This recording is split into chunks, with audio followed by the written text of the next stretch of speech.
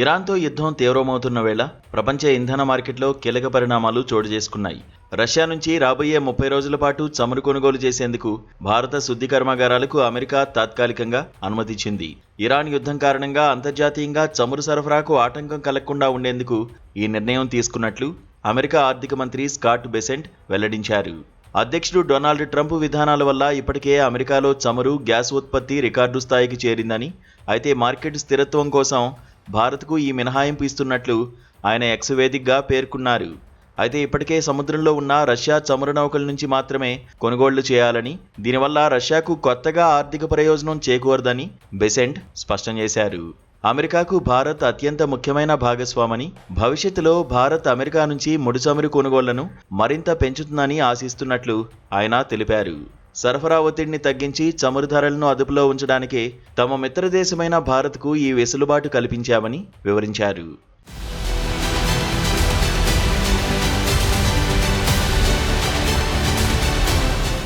మరోవైపు రష్యా కూడా భారత్కు అండగా నిలుస్తూ కీలక వ్యాఖ్యలు చేసింది.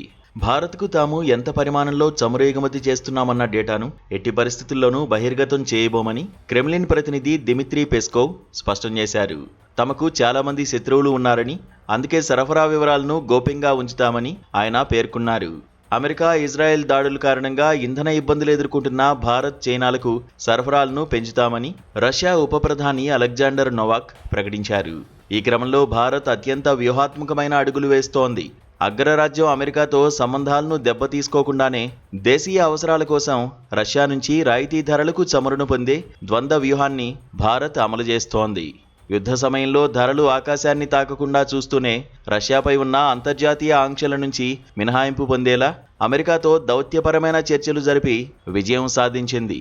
ఇంధన భద్రతే పరమావధిగా భారత్ తన విదేశాంగ విధానాన్ని బ్యాలెన్స్ చేస్తూ గల్ఫ్ ఉద్రిక్తతల నుంచి దేశీయ ఆర్థిక వ్యవస్థను కాపాడుకునే ప్రయత్నం చేస్తోంది.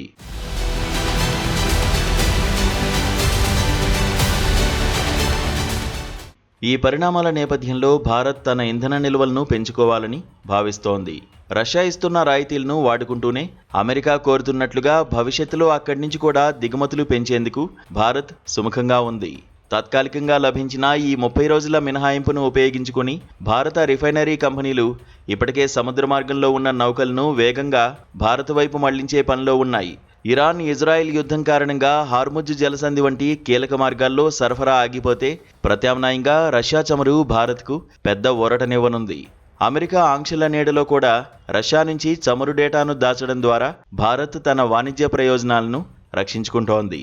అంతర్జాతీయ రాజకీయాల్లో ఒకవైపు అమెరికా మిత్రత్వం, మరోవైపు రష్యాతో పాత బంధాన్ని సమన్వయం చేస్తూ ప్రధాని మోదీ ప్రభుత్వం దేశ ప్రయోజనాలే అత్యుత్తమని నిరూపిస్తోంది.